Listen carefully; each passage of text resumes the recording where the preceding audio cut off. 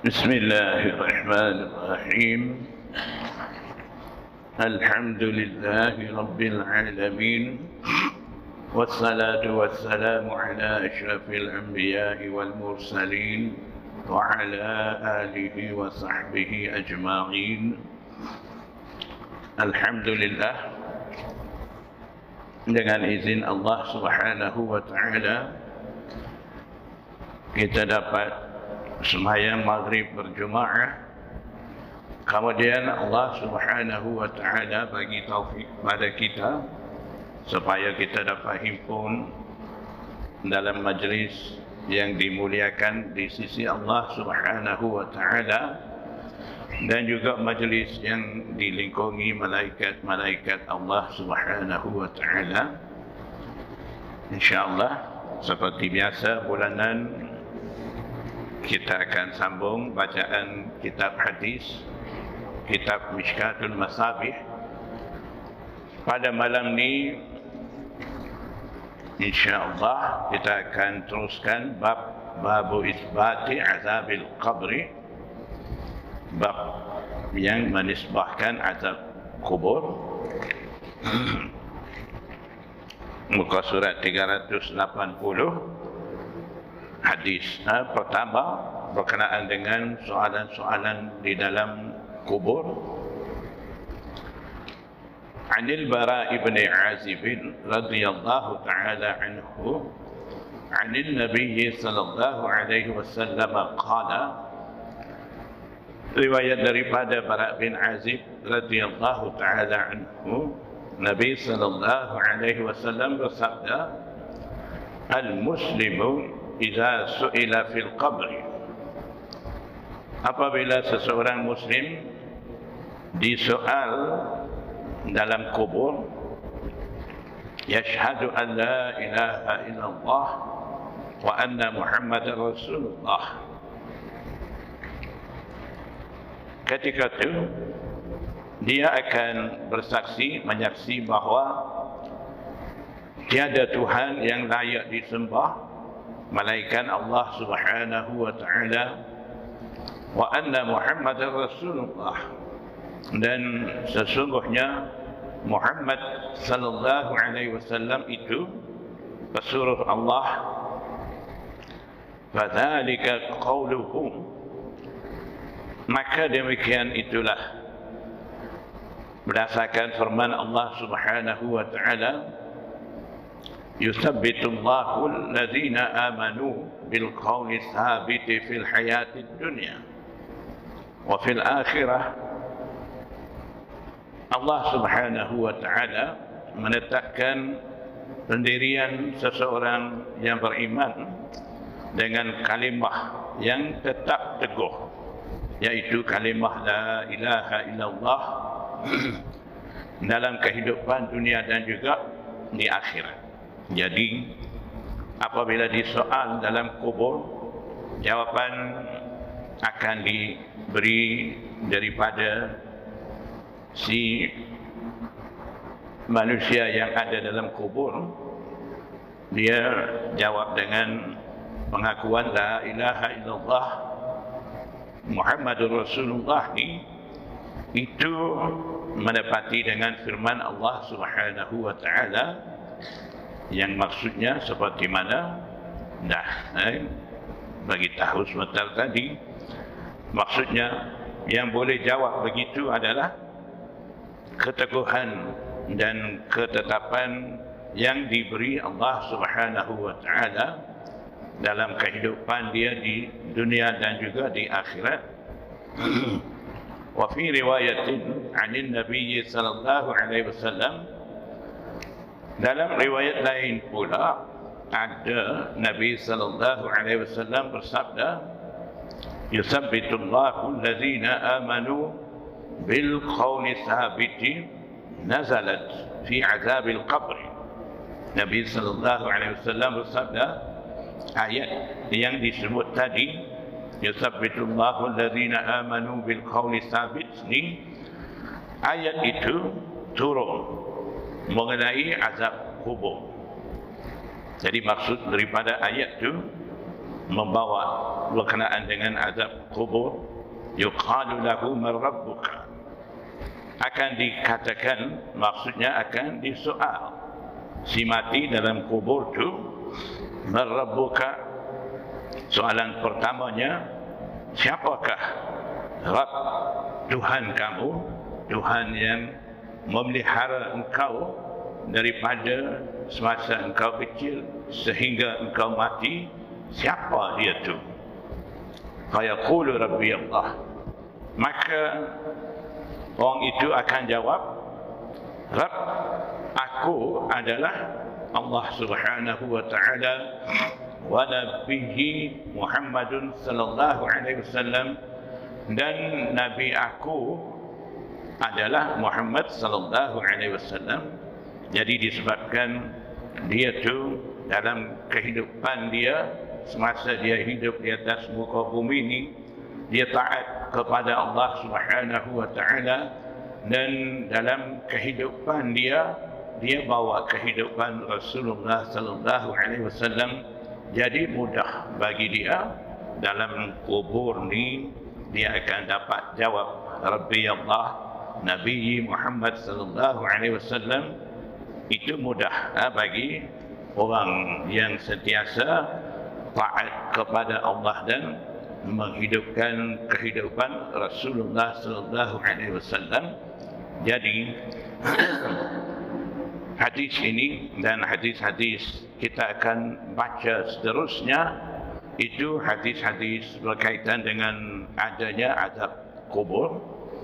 Dan di kalangan manusia ada ramai mereka tidak beriman dan tidak yakin dengan adanya azab kubur, dan juga di kalangan kaum muslimin yang disebut golongan Mu'tazilah, mereka juga mengingkari azab kubur. Golongan Mu'tazilah ini biasanya dia akan menerima hadis apabila hadis itu, maksud daripada hadis itu tidak bertentangan dengan akal. Mereka ni utamakan akal. Kalau tengok mana-mana maksud ayat Quran ataupun maksud daripada hadis itu sekiranya agak bercanggah dengan pemikiran mereka, akal mereka, mereka biasanya tolak hadis-hadis itu, ayat-ayat itu. Jadi itulah kebiasaan daripada sesetengah individu manusia. Ada banyak kelompok di kalangan manusia, ada mereka tidak menerima azab kubur, dan sesetengah mereka adakan soalan-soalan yang agak pelik bagi mereka. Mereka kata, kalaulah ada azab kubur, mereka anggap azab kubur ni hanya ada dalam kubur, dalam tanah, di bawah bumi. Mereka anggap begitu. Mereka tidak faham alam barzakh, ada satu alam lagi, di sanalah akan diadakan azab dan sebagainya. Jadi mereka timbulkan soalan, katanya mereka, kalaulah orang itu dimakan harimau, harimau faham makan orang itu dah masuk dalam perut harimau tu, jadi dia duduk di dalam perut harimau, bukan kata dia tu disimpan dalam kubur. Dan bila lihat harimau tu selepas daripada telan orang tu, makan isi-isi orang tu, keadaan dia tu macam biasa. Kalaulah kata orang itu diazab kubur, dia akan alami kesakitan, dan harimau juga akan merasai kesakitan tu. Tapi nampak harimau macam biasa, duduk lompat pergi mai macam tak rasa apa-apa. Jadi dia orang kata, inilah mana ada azab kubur, orang tu dah dimakan harimau.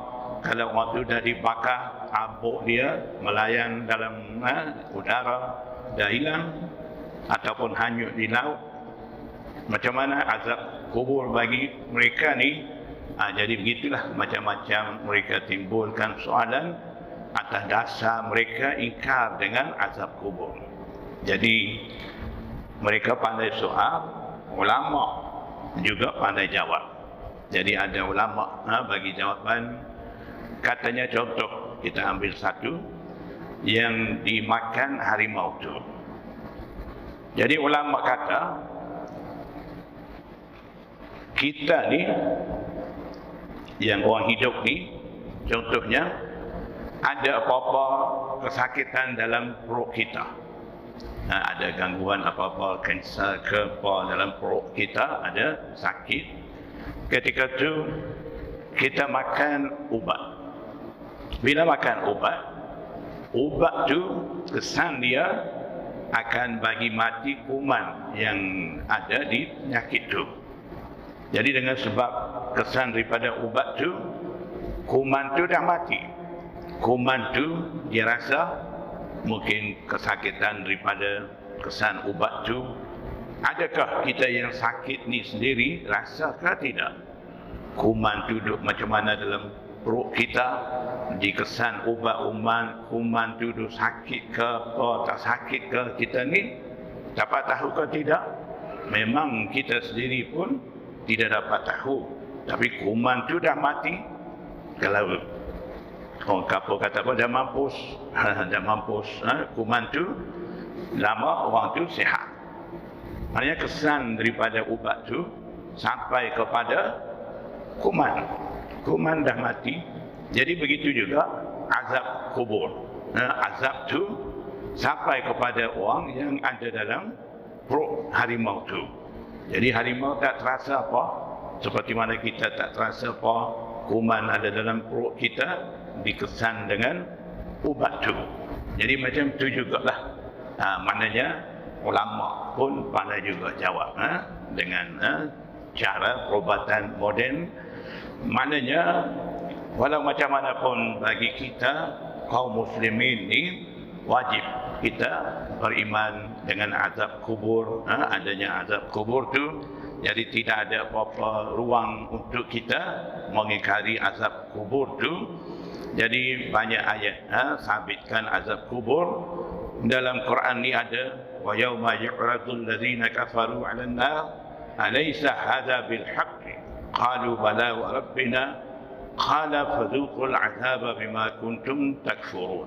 An-naru yu'raduna 'alaiha ghuduwan wa 'ashiyya. Ini ayat-ayat semua ni sabitkan azab kubur. Dan ada lagi banyak ayat wala nuziqannahum minal 'adzabil adna dunal 'adzabil akbar la'allahum yarji'un.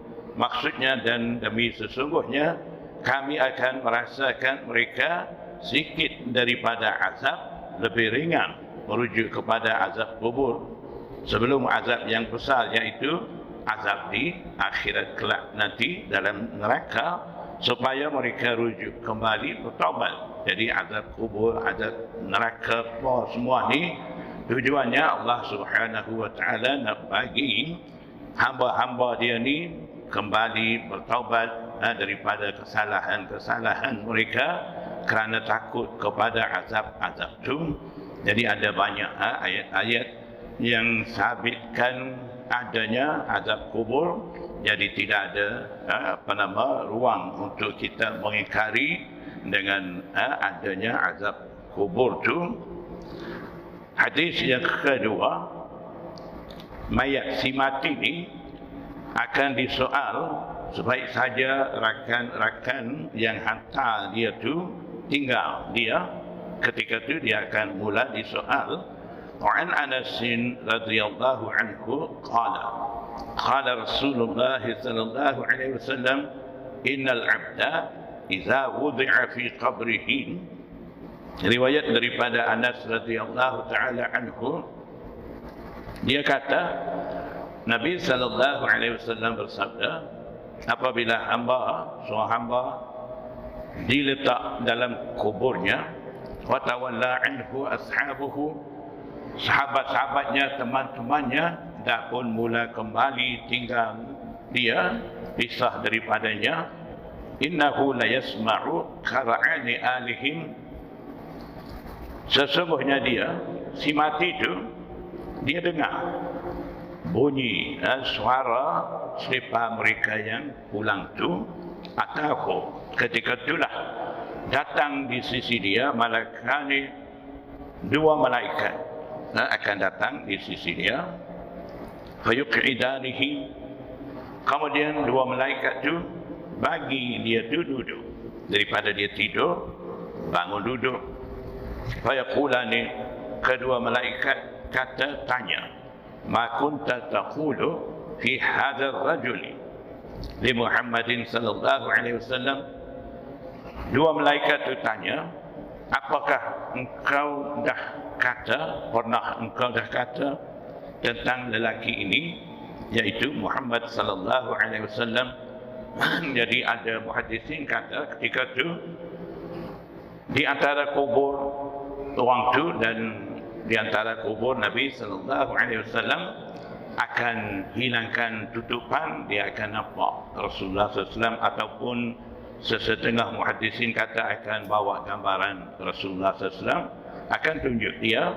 Kemudian tanya, siapa dia ni? Apa engkau pernah kata tentang dia semasa engkau hidup di atas muka bumi ini? Fa'amal mu'minu fayaqulu, maka orang mukmin itu akan kata, asyhadu annahu Abdullah, saya menyaksi dia itu adalah seorang hamba Allah, wa rasuluhu, dan pesuruh dia. Fayuqalu lahu, kemudian dikatakan kepadanya, pada orang dah jawab tadi, malaikat kata, unzur ila maq'adika, cuba engkau lihat kepada tempat duduk engkau minan nar, daripada api neraka. Maknanya bagi manusia ni selepas dia mati hanya ada dua tempat saja, satu neraka, satu syurga. Bila mukmin tu dah jawapan dia dah betul, sebelum tunjuk tempat dia akan tuju syurga tu, akan tunjuk neraka dulu, siksaan neraka tu macam mana, kemudian barulah akan tunjuk syurga supaya dia mensyukuri nikmat Allah Subhanahu wa taala, dia dah lepas daripada siksaan neraka tu dan boleh masuk syurga. Jadi pertama sekali akan tunjuk neraka.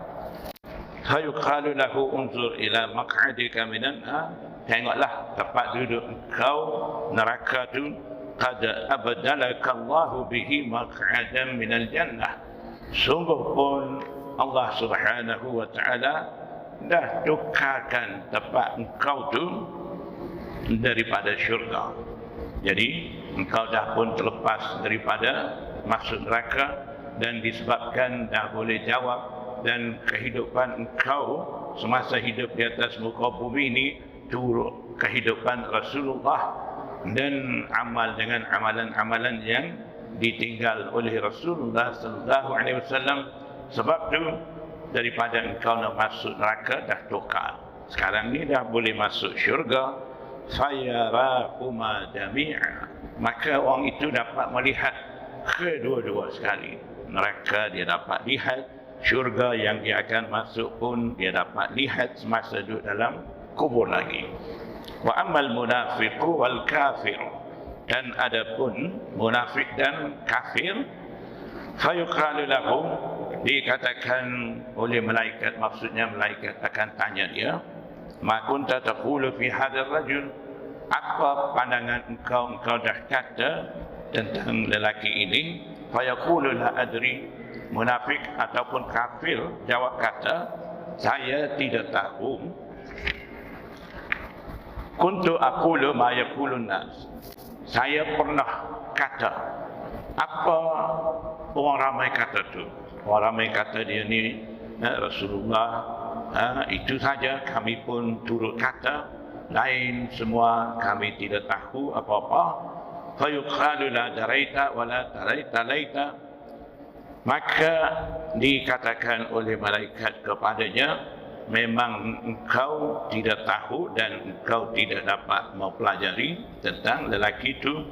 وَيُدْرَبُ بِمَطَارِقَ مِنْ حَدِيدٍ ضَرْبَةً, dan seterusnya orang kafir ataupun munafik itu dipukul dengan tungkak besi. Darbatan, satu kali sahaja pukul itu, fayasihu sayhatan, dia akan melaung laungan kuat, yasma'uha man yalihi ghaira saqalaini, suara jiritan dia akan mendengar makhluk yang ada berdekatan dengan dia, ghaira saqalain, kecuali manusia dan jin. Manusia dan jin tidak akan dengar jiritan laungan daripada orang yang diazab dalam azab kubur itu, selain daripada manusia, benda lain, binatang, yang lain-lain, semua ni akan dengar. Jadi hadis ini juga mengesahkan adanya azab kubur dan azab kubur setelah disoal soalan-soalan dalam kubur, ketika mana si mati itu tidak mampu jawab jawapan yang betul, ketika itu akan mula. Jadi bentuk azab dalam kubur ni ada banyak jenis. Itu hadis-hadis akan datang ni kita akan dapat tahu.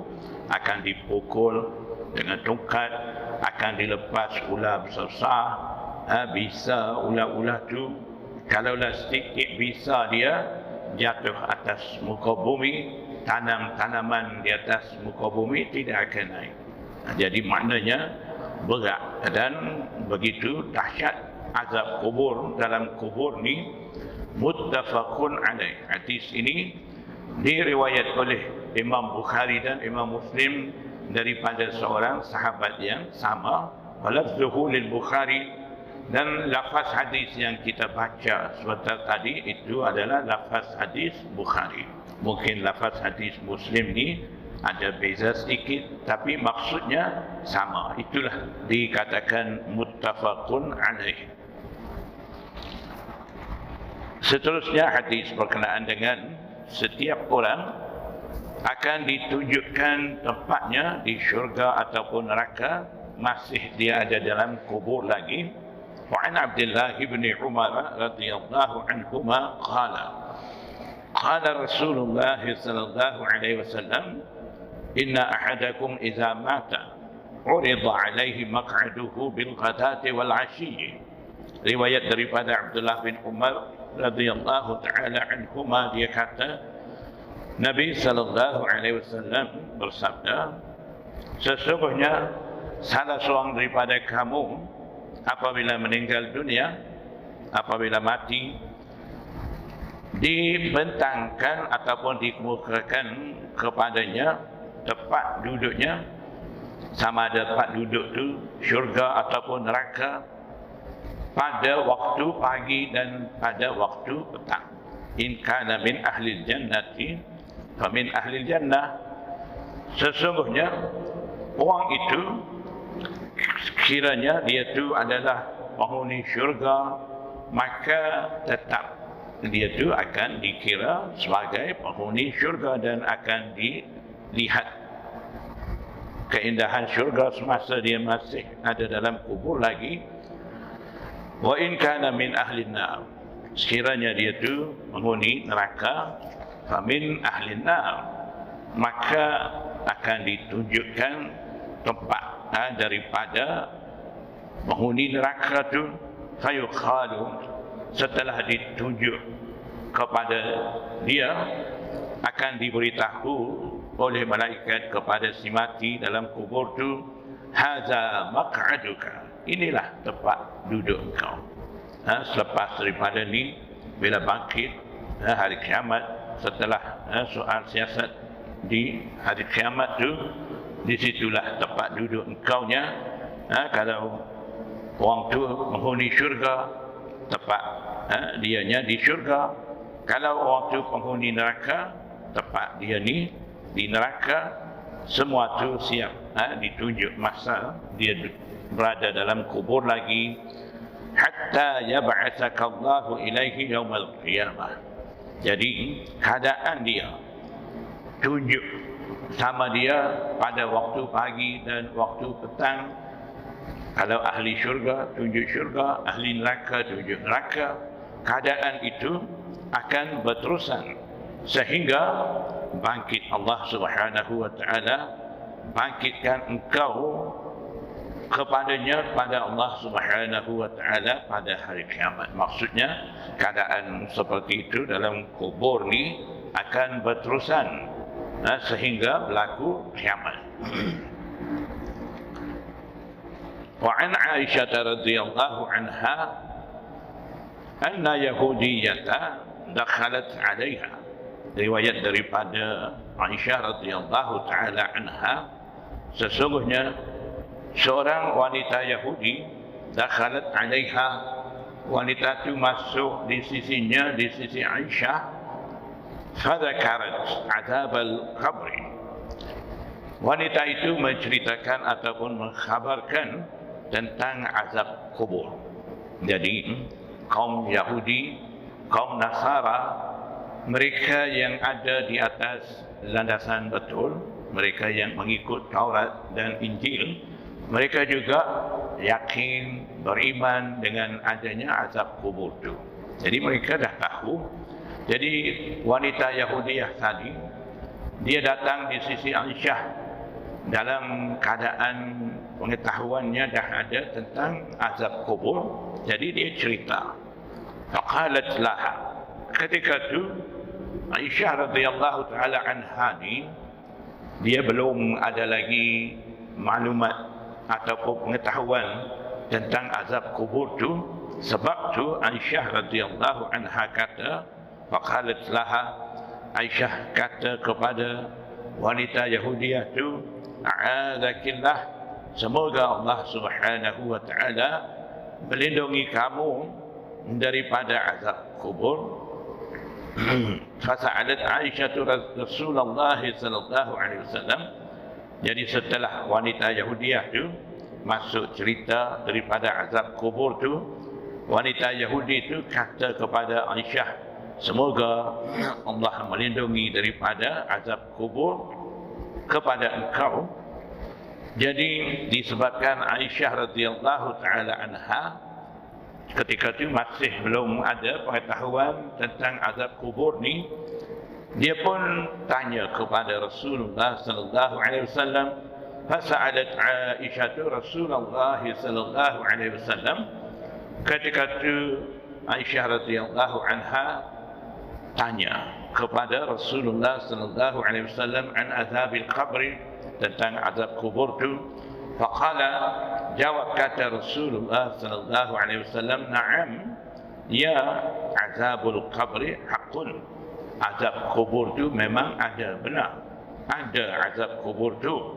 Qalat Aisyah radhiyallahu anha, Aisyah radhiyallahu anha kata, fama ra'aitu Rasulullah sallallahu alaihi wasallam ba'da salatan illa ta'awwadha billahi min azabil qabri. Muttafaqun alaih. Aisyah kata, setelah daripada hari itu, setelah dia tanya tentang azab kubur, setelah Rasulullah SAW dah bagi jawapan, katanya benar adanya azab kubur itu. Selepas daripada itu, Aisyah radhiyallahu anha kata, setiap kali Nabi sallallahu alaihi wasallam selesai satu sembahyang, Nabi sallallahu alaihi wasallam selalunya doa berlindung daripada azab kubur itu. Jadi ini pengajaran daripada Rasulullah sallallahu alaihi wasallam supaya kita juga setiap selesai sembahyang, selepas setiap sembahyang itu mohon minta perlindungan daripada Allah Subhanahu wa taala, supaya Allah Subhanahu wa taala lepaskan kita daripada azab kubur itu. Jadi daripada hadis ni kita dapat dua pengajaran. Pertama, kebenaran azab kubur. Yang kedua, satu amalan yang sentiasa kita perlu lakukan setiap kali selesai setiap fardu sembahyang tu, minta di sisi Allah Subhanahu wa taala lindung, supaya kita dapat perlindungan daripada azab kubur tu. وعن زيد بن ثابت رضي الله عنه قال بين رسول الله صلى الله عليه وسلم في حائط لبني النجار على بغلة له. Hadis ini berkenaan dengan memohon perlindungan daripada azab kubur juga. Riwayatnya daripada Zaid bin Thabit radhiyallahu taala anhu. Dia kata, ketika mana Rasulullah sallallahu alaihi wasallam berada dalam satu kebun kepunyaan kabilah Bani Najjar, Nabi sallallahu alaihi wasallam ketika itu ada di atas keldai dia. Wa nahnu ma'ahu, katanya Zaid bin Thabit, ketika itu kami kumpulan sahabat juga berada bersama dengan Nabi sallallahu alaihi wasallam. Iz hadat bihi fakadat tulqihi, tiba-tiba bagal keldai yang Rasulullah sallallahu alaihi wasallam menaiki itu terkejut dan hampir-hampir Nabi sallallahu alaihi wasallam jatuh. Hampir dia menjatuhkan keldai itu, menjatuhkan Nabi sallallahu alaihi wasallam. Sebabnya keldai itu terkejut. Ketika itu fakadat wa idza aqburu sittatin aw khamsatin, kelihatan di situ ada terdapat 5 ataupun 6 perkuburan. Faqala, ketika itu Nabi sallallahu alaihi wasallam bersabda, tanya, "Man ya'rifu ashab hadhihi al-aqburi?" Siapa mengenali tuan-tuan kubur ini? Qala rajulun ana, ada seorang lelaki, seorang sahabat kata, saya yang tahu. Famata matu, Nabi sallallahu alaihi wasallam tanya, bila mereka ni yang ada dalam kubur 5-6 orang ni, bila mereka mati? Qala fi syirki, lelaki itu jawab kata, dalam masa mereka berada dalam keadaan syirik dengan Allah Subhanahu wa taala. Jadi maksudnya diberitahu kepada Rasulullah sallallahu alaihi wasallam, mereka ni mati dalam keadaan syirik, orang musyrik yang ada dalam kubur tu. Jadi mereka disiksa dalam kubur. Jadi seperti mana kita dah faham daripada hadis yang dah baca sebentar tadi, suara laungan daripada orang yang diazab dalam kubur ni selain daripada manusia dan jin yang lain dengar. Jadi keldai itu dia dengar azab kubur, diazab kepada 6 orang yang ada dalam kubur tu disebabkan mereka mati dalam keadaan syirik. Jadi sebab itulah dia terkejut. Tiba-tiba dia berhenti, hampir Rasulullah SAW nak jatuh daripada keldai dia naiki itu. Kemudian daripada Rasulullah SAW dapat tahu orang-orang itu mati dalam keadaan syirik. Faqala, Nabi SAW bersabda, inna hadhil ummata tubtala fi quburiha, sesungguhnya umat ini diuji di dalam kubur mereka. Maknanya azab kubur ni ujian bagi umat ini. Falaula alla tadafanu, seandainya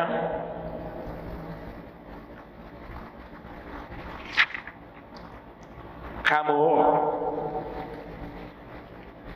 tidak akan menanam jenazah dalam kubur, la da'utullaha, tentu aku berdoa di sisi Allah Subhanahu wa taala, ay yusmi'akum min adzabil qabr alladhi asma'u minhu.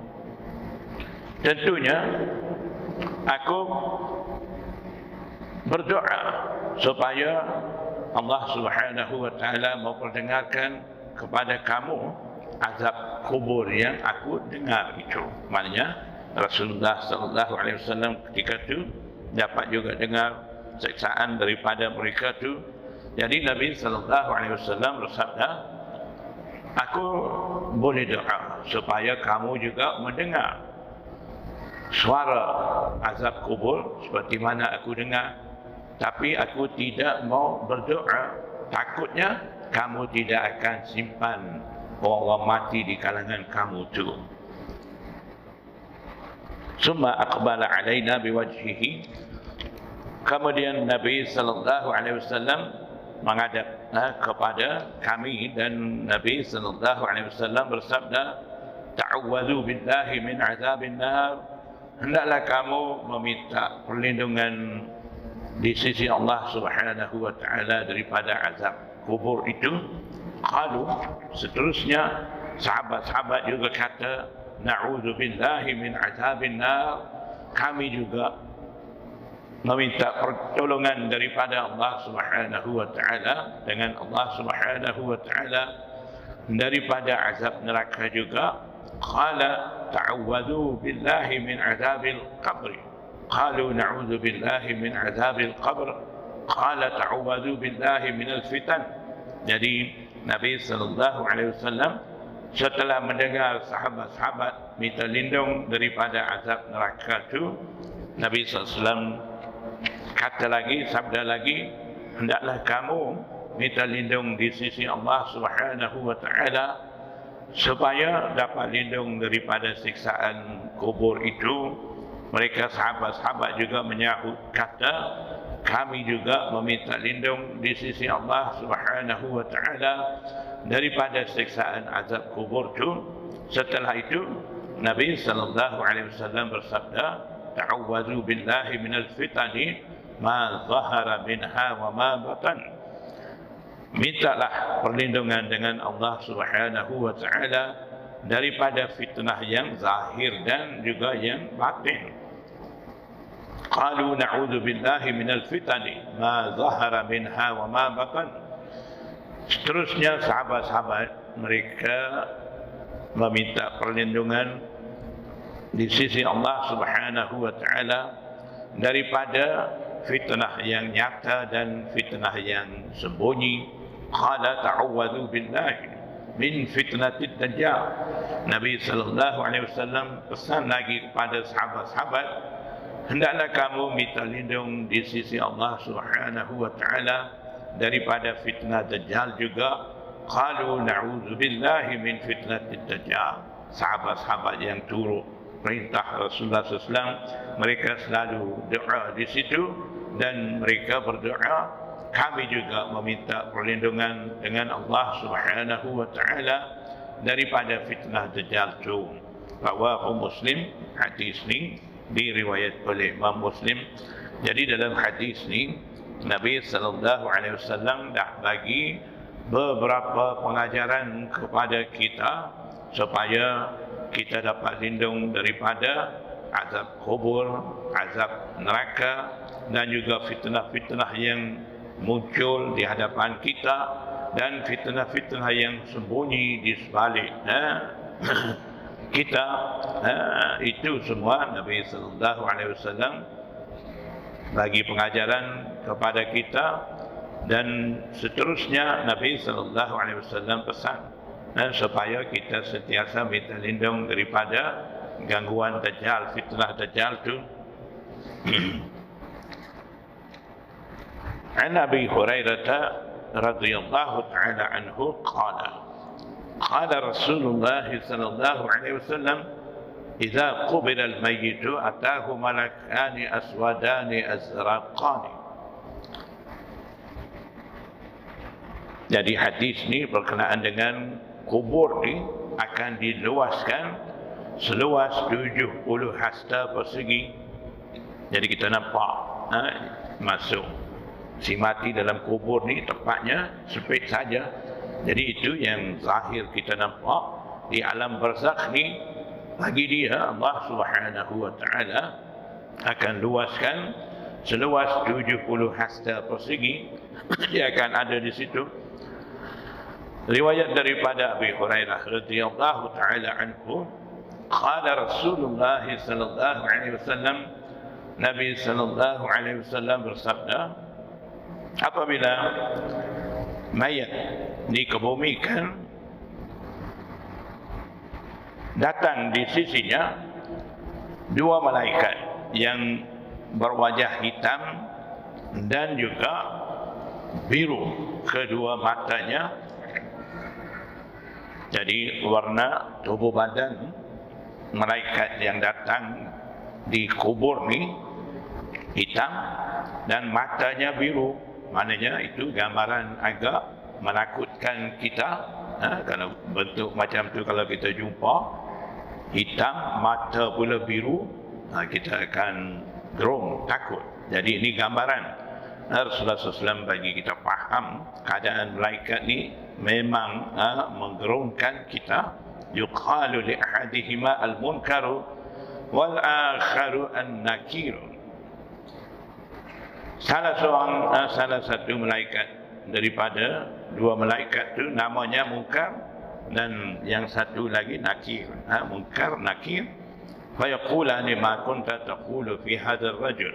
Fayaqulu huwa Abdullah wa rasuluhu ashhadu an la ilaha illallah wa anna Muhammadan abduhu wa rasuluhu.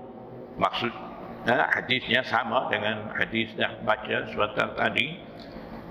Malaikat akan tanya tentang Rasulullah SAW.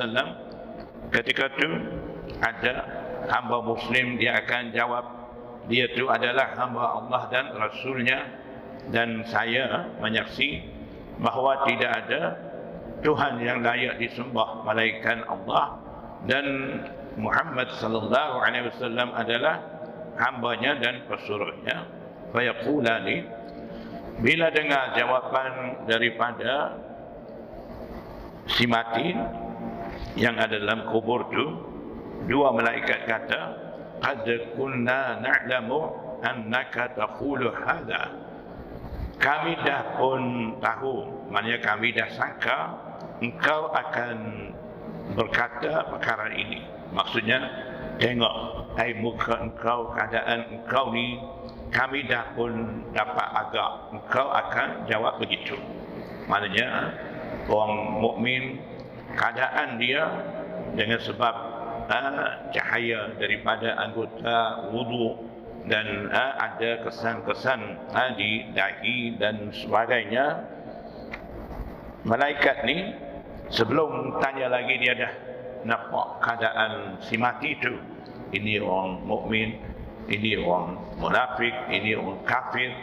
Jadi malaikat ni dah dapat agak orang ni apa akan jawab, orang macam ni keadaan dia apa, dia akan bagi jawapan ataupun dia tidak pandai jawab, tak dapat jawapan apa yang mereka tanya tu.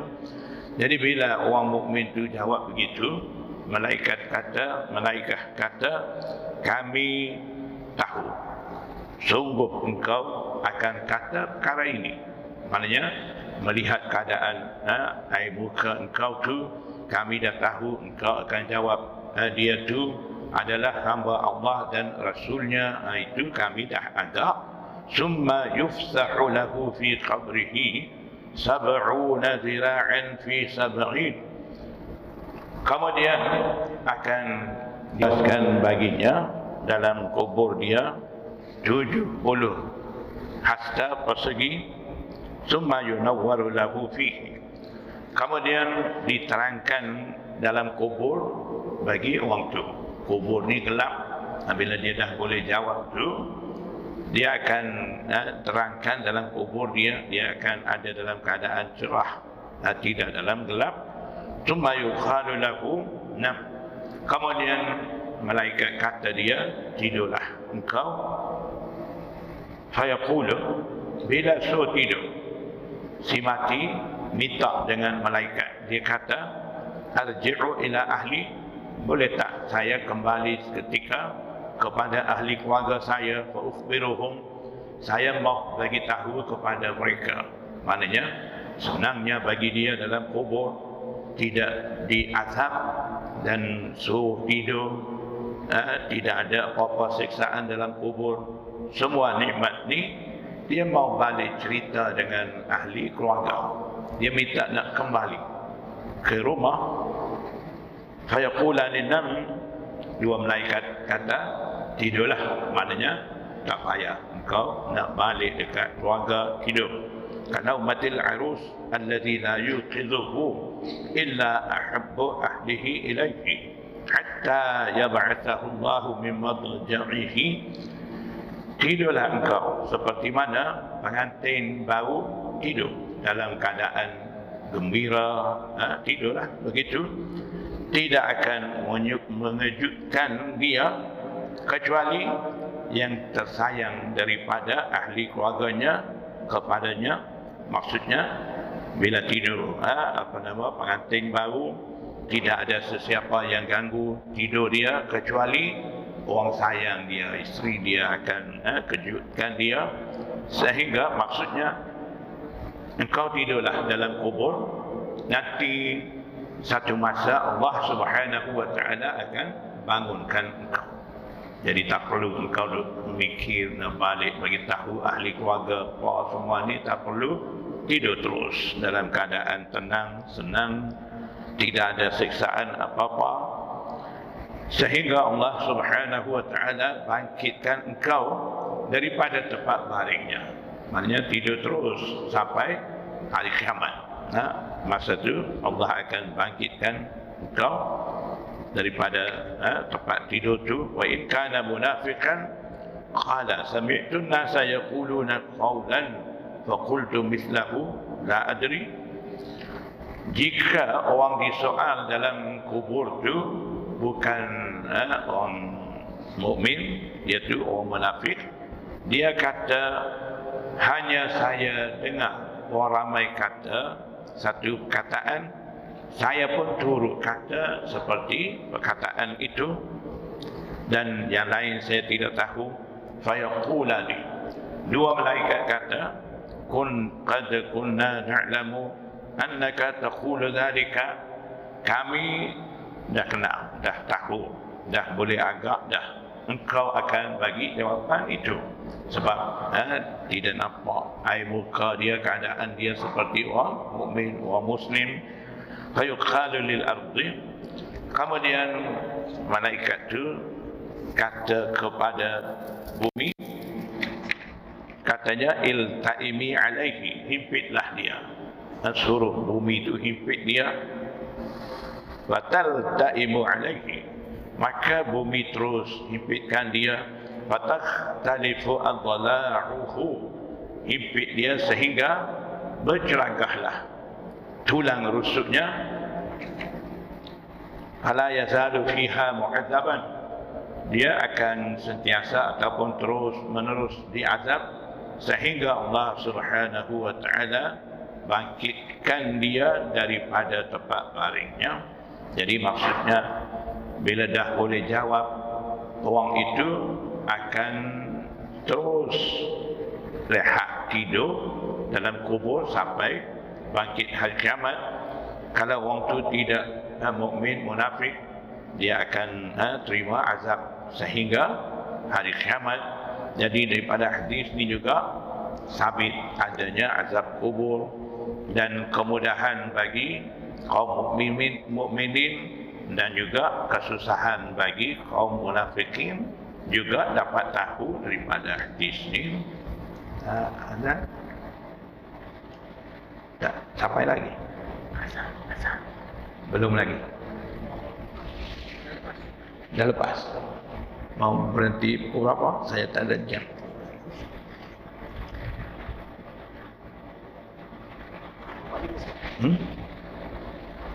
Sampai 8.45. Stop. Nanti sampai 8.45 tu isyarat sana. Saya berhenti. Berapa minit lagi? 6 minit. Sekejap. Satu hadis lah. InsyaAllah.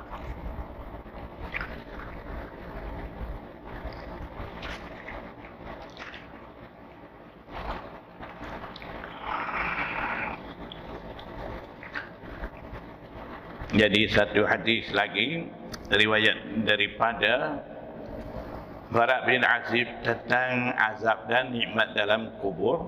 Datang riwayat daripada Rasulullah sallallahu alaihi wasallam. Jadi hadisnya agak panjang, masa tidak mengizinkan baca semua matan hadis tu. Jadi saya akan terus terjemah dan bagi tahu maksud hadis tu selalu. Jadi dua malaikat ni dia akan datang kepada ahli kubur tu dan dudukkan si mati dalam ahli kubur tu. Kemudian dua malaikat tu tanya, siapa Rabb kamu? Jadi orang yang ada dalam kubur tu akan jawab kata, Rabb aku ialah Allah. Kemudian dua malaikat tu tanya lagi, madinuka, apakah agamamu? Orang dalam kubur tu akan jawab, agamaku ialah Islam.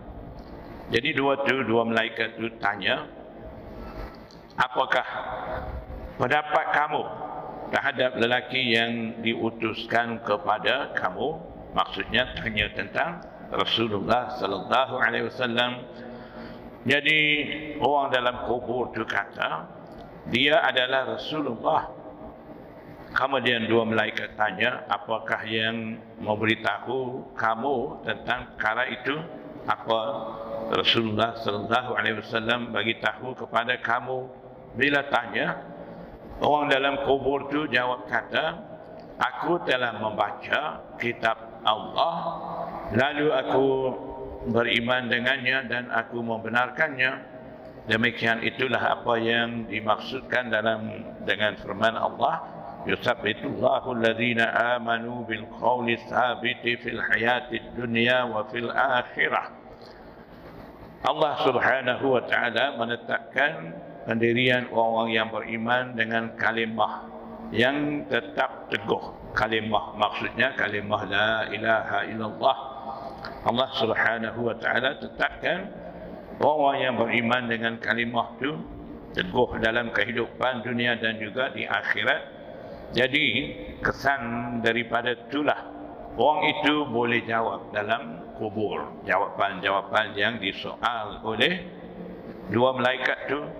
Kemudian Nabi sallallahu alaihi wasallam terus bersabda, seseorang penyuruh daripada langit akan menyuruh, maksudnya malaikat akan menyuruh, benarlah hambaku ini, maka hampakanlah baginya hamparan syurga dan pakaikanlah dia dengan pakaian syurga dan bukakan baginya pintu syurga dan ianya terbuka, lalu semerbaklah bauan dan haruman syurga dan diluaskan baginya di dalam kubur itu seluas mata memandang. Jadi nikmat-nikmat syurga semasa dia duduk dalam kubur itu dah diperoleh disebabkan dia dapat jawapan yang benar, dapat bagi jawapan yang benar kepada malaikat. Adapun orang kafir, Nabi sallallahu alaihi wasallam menyebutkan bagaimana keadaan kematiannya. Nabi sallallahu alaihi wasallam bersabda, akan dikembalikan ruhnya ke dalam jasadnya, lantas datang kepadanya dua malaikat lalu mendudukkannya dan bertanya, siapa Tuhan kamu? Dia pun jawab, aku tidak tahu, la adri, aku tidak tahu. Dua malaikat tanya lagi, apakah pendapat kamu tentang lelaki ini yang diutuskan kepada kamu? Dia jawab yang sama, la adri, saya tidak tahu.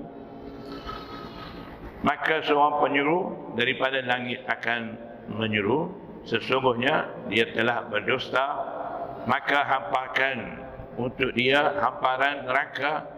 Hamparan neraka ni apilah, dan pakaikanlah dia dengan pakaian neraka dan bukakan pintunya, pintu neraka untuk dia.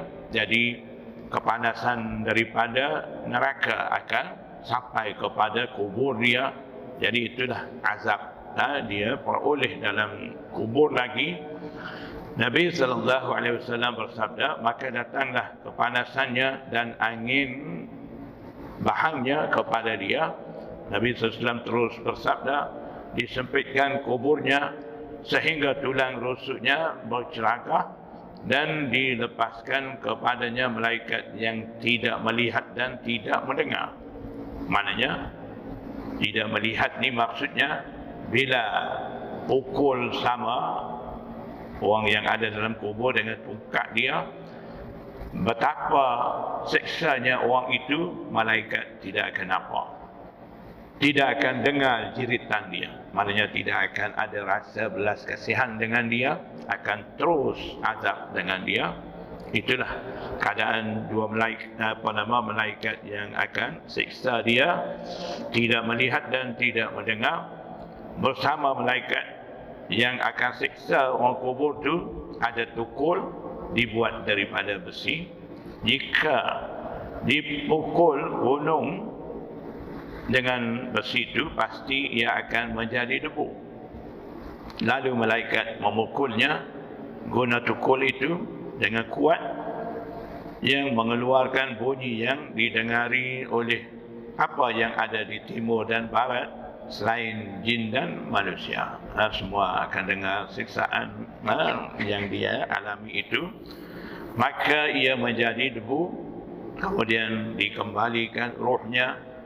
Terus azab itu berpusing-pusing dengan dia sampailah hari kiamat. Jadi ini semua hadis-hadis memberi gambaran tentang adanya siksaan azab kubur, dan bagi kita orang mukmin, orang muslim, wajib kita beriman dengan azab kubur. Jadi jangan kita guna akal fikiran kita, ini tak berapa kita faham, ataupun ini tidak masuk akal, tidak logik dan sebagainya. Ini semua jangan bagi masuk dalam hati kita. Apa saja kita imani benda gaib, yu'minuna bil ghaibi, kita beriman ni, orang-orang muttaqi beriman dengan benda yang gaib, yang tidak ada di hadapan mata kita. Semua syurga, neraka, Allah Subhanahu wa taala sendiri tidak ada di hadapan kita. Semuanya beriman dengan gaib belaka. Jadi kita beriman dengan Rasulullah sallallahu alaihi wasallam. Apa yang Rasulullah sallallahu alaihi wasallam sampaikan kepada kita tentang Al-Quranul Karim dan isi kandungan dalam Al-Quranul Karim tentang adanya azab kubur, neraka, syurga, semua ni kita beriman saja. Tidak perlu di situ kita masukkan akal fikiran kita, logik akal kita. Itu tak perlu. Kalau kita masukkan semua tu, akan merosakkan keimanan kita. Akhirnya kitalah alami kesusahan dan juga akan menerima azab disebabkan iman kita ni tidak betul dengan Allah dan Rasul dan juga dengan akhirat dan lain-lain banyak perkara lagi wajib kita beriman. Jadi jagalah iman kita supaya iman kita sentiasa segar dan penuh. Iman kita tidak berlaku kekurangan dalam keimanan kita. Jadi kita usaha melalui cara kita mempelajari pengetahuan agama dari segi akidah kita, dan juga kita menjaga kesempurnaan iman kita melalui amalan-amalan kita. InsyaAllah iman kita akan subur dan akan sentiasa diterima iman dan amal kita di sisi Allah Subhanahu wa taala. Dengan itulah kita akan dapat bantuan, mudah kita nak jawab dalam kubur ketika mana malaikat tanya tu. Semoga Allah Subhanahu wa taala bagi taufik pada kita supaya kita dapat sentiasa menuruti taat kepada Allah dan Rasul, dan Allah Subhanahu wa taala bagi peluang besar supaya kita mudah bagi jawapan ketika mana kita hadapi dengan soalan-soalan daripada malaikat dalam kubur, insyaallah. Wallahu a'lam wa billahi taufiq wal hidayah. Wassalamu alaikum warahmatullahi wabarakatuh.